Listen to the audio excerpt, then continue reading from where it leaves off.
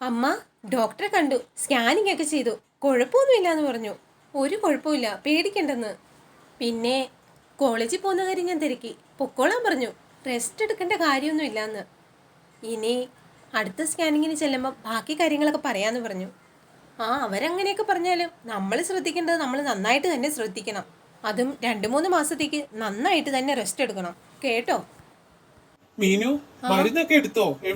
അതാ വണ്ടിയിലുണ്ട്. മോളെ, എന്നാ അമ്മ ഒരു ജ്യൂസ് എടുക്കാം. ഞങ്ങൾ ജ്യൂസ് ഇപ്പം ജംഗ്ഷനിൽ നിന്ന് കുടിച്ചതേ ഉള്ളൂ.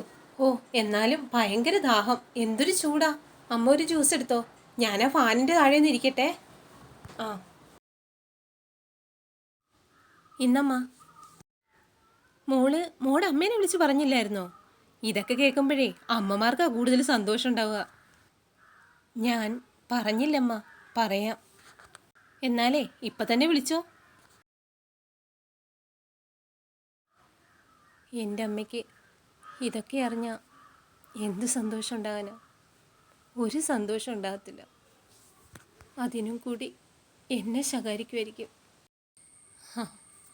എൻ്റെ അമ്മയുടെ ഭാഗത്തുനിന്ന് ഞാൻ ഒന്നും പ്രതീക്ഷിക്കുന്നില്ല.